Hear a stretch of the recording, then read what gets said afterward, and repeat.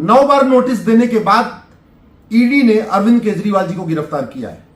1-2 बार notice नहीं दिया है, 9 बार नोटिस दिया है। और जब उन्होंने अपना जवाब नहीं दिया, अपने बयान नहीं दर्ज कराए, जो ईडी इनसे पूछताछ करना चाह रही थी वो सामने नहीं आए और लगातार कोर्ट जाते रहे। हाई कोर्ट ने उनको एंटीसिपेटरी बेल देने से इनकार कर दिया, फिर ईडी ने उनको गिरफ्तार कर लिया। इसके बावजूद कुछ लोग कह रहे हैं कि नहीं केजरीवाल ईमानदार है। कुछ लोग कह रहे हैं कि केजरीवाल जी की जो गिरफ्तारी है गलत है। मैं आपको उनके कुछ पाखंड बताता हूं। पार्टी बनाने के पहले केजरीवाल कहते थे भ्रष्टाचारियों की 100% प्रॉपर्टी जब्त करने, उनकी नागरिकता खत्म करने और उनको आजीवन कारावास फांसी देने के लिए कानून बनना चाहिए। 3 बार मुख्यमंत्री हो गए, कभी उन्होंने भ्रष्टाचारियों की 100% प्रॉपर्टी जब्त करने, नागरिकता खत्म करने और उनको आजीवन कारावास फांसी देने के लिए दिल्ली विधानसभा में प्रस्ताव नहीं पास किया। पहले यही केजरीवाल कहते थे प्रॉपर्टी आधार से लिंक होनी चाहिए। 3 बार मुख्यमंत्री हो गए, प्रॉपर्टी को आधार से लिंक करना भूल गए। और मैंने जब पीआईएल फाइल किया और कोर्ट ने केजरीवाल को नोटिस जारी किया कि ये प्रॉपर्टी आधार से कब तक लिंक होगी, तो केजरीवाल जी मेरी पीआईएल का विरोध कर रहे हैं। ये भी कड़वी सच्चाई है। यही केजरीवाल कहते थे पुलिस रिफॉर्म होना चाहिए, इलेक्शन रिफॉर्म होना चाहिए, जुडिशियल रिफॉर्म होना चाहिए। 3 बार मुख्यमंत्री बन गए, कभी एक भी बार दिल्ली विधानसभा में न पुलिस रिफॉर्म पे चर्चा हुई, न जुडिशियल रिफॉर्म पे चर्चा हुई, न इलेक्शन रिफॉर्म पे चर्चा हुई। चलो दिल्ली में जो दिल्ली विधानसभा है यहां इसको फुल पावर नहीं है, लेकिन पंजाब विधानसभा के पास तो फुल पावर है। तो अगर वो कुछ कानून भ्रष्टाचार के खिलाफ दिल्ली में नहीं बना पा रहे थे तो प्रस्ताव तो पास करके केंद्र को भेज ही सकते थे। और पंजाब में तो बाकायदा उनकी सरकार कानून भी बना सकती है। तो सच्चाई है कि आज तक 3 बार मुख्यमंत्री बनने के बाद भी केजरीवाल ने न कभी घूसखोरी के खिलाफ दिल्ली विधानसभा में चर्चा किया, न जमाखोरी, मिलावटखोरी, कालाबाजारी खत्म करने पे दिल्ली विधानसभा में चर्चा किया, न मिलावटखोरी रोकने पे दिल्ली विधानसभा में चर्चा किया, न कालाधन बेनामी संपत्ति को खत्म करने पे दिल्ली विधानसभा में चर्चा किया, न आय से अधिक संपत्ति खत्म करने और माफिया राज खत्म करने पर उन्होंने चर्चा किया। उन्होंने किया क्या? जो 300 शराब के ठेके थे उसको 3 गुना कर दिया। जहां दिल्ली के हर वार्ड में 1 शराब का ठेका था, उन्होंने 3-3 शराब का ठेका खोलने का लाइसेंस दिया। और दिल्ली इस समय पूरी तरीके से नशे में डूब चुकी है। दिल्ली में लाखों पिता नशेड़ी बच्चों से परेशान है और नशे का कारोबार बढ़ाया है केजरीवाल ने। दिल्ली में लाखों बहनें नशेड़ी पतियों से परेशान है और ये नशे का कारोबार बढ़ा है केजरीवाल के राज में। लाखों बच्चे नशेड़ी बाप से परेशान है और ये जो नशे का कारोबार बढ़ा है ये केजरीवाल के राज में बढ़ा है। आज तक उन्होंने कभी भी जिन बातों को कह के आए थे, लोकपाल पास करेंगे, ऐसा लोकपाल बनाएंगे कि मुख्यमंत्री भी जेल में जाएगा, ये भी जेल में जाएगा, वो भी जेल में जाएगा। हालत ये थी कि मैंने पीआईएल फाइल किया है तब जाके दिल्ली में लोकायुक्त बनाने के लिए तैयार नहीं थे। और वही पुराने कानून से लोकायुक्त चल रहा है जो शीला दीक्षित ने बनाया था। उन्होंने नया लोकायुक्त का कानून भी नहीं बनाया। ये उनकी सिचुएशन है। तो खाने के दांत अलग है, दिखाने के दांत अलग है। केजरीवाल खुद को कहते हैं मैं ईमानदार हूं, लेकिन भ्रष्टाचार खत्म करने के लिए एक भी उन्होंने कभी कानून नहीं बनाया। और वैसे भी आप ईमानदारी से दिल पे हाथ रख के सोचना, कभी भी दिल्ली विधानसभा में भ्रष्टाचार पे चर्चा हुई क्या? नहीं। और वास्तव में अगर केजरीवाल ईमानदार है, वास्तव में सिसोदिया ईमानदार है, सत्येंद्र जैन ईमानदार है, संजय सिंह आजाद है, तो मैं उनको तरीका बता रहा हूं।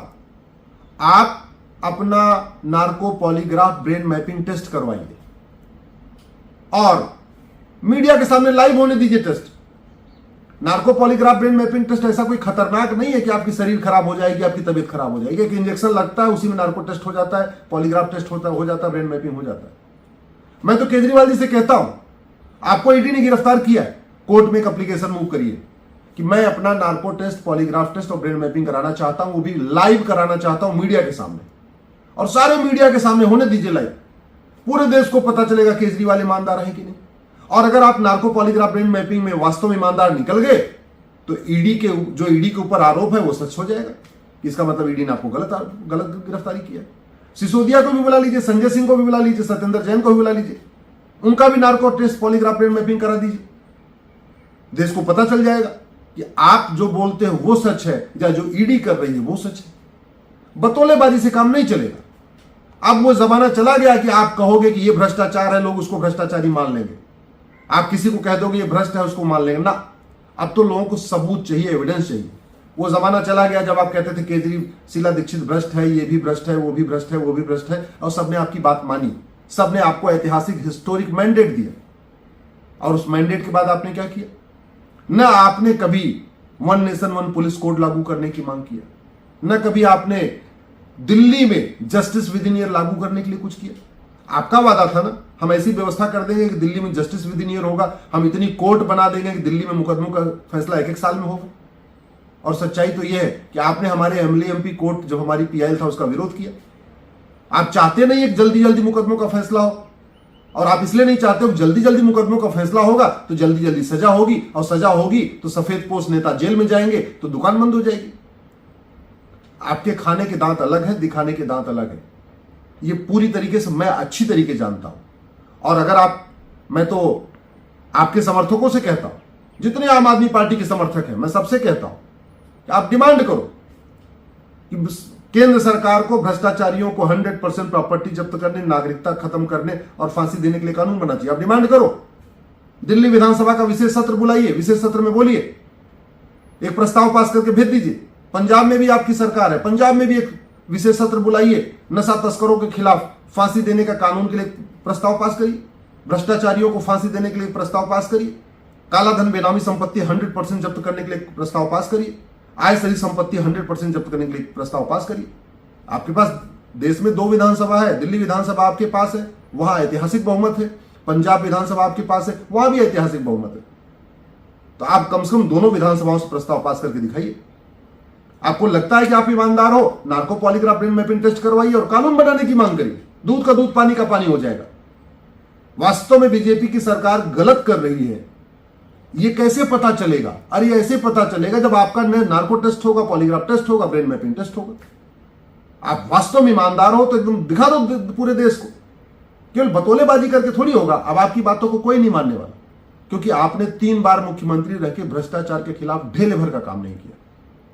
आपने केवल कमीशन खोरी किया, शराब में कमीशन खोरी किया, जल बोर्ड पानी में कमीशन खोरी किया, टैंकर में कमीशन ले रहे हैं आप। चाहे आपका हेल्थ डिपार्टमेंट में कितनी कमीशन खोरी हो रही है, आप 50-50 करोड़ का शीश महल बनवा रहे हैं जनता के टैक्स के पैसे से। आपका जो है एजुकेशन डिपार्टमेंट में भ्रष्टाचार है, आपके हेल्थ डिपार्टमेंट में भ्रष्टाचार है, आपके जल विभाग में भ्रष्टाचार है। ऐसा कोई डिपार्टमेंट नहीं है दिल्ली गवर्नमेंट के अंदर जहां भ्रष्टाचार चरम पे नहीं है, और आप अपने आप ईमानदार बने घूम रहे। ऐसे नहीं होता ईमानदारी की बात। मैं आपसे फिर से कह रहा हूं, सारे आपके समर्थकों से कह रहा हूं, अगर आप अपने समर्थकों को खुश करना चाहते हैं, सेटिस्फाई करना चाहते हैं, तो एप्लीकेशन मूव करिए कोर्ट में। जमानत बाद में होगी, सबसे पहले अपना narco polygraph brain mapping test कराइए और देश को पता चल जाएगा कि आप ईमानदार हैं या आप भ्रष्ट हैं।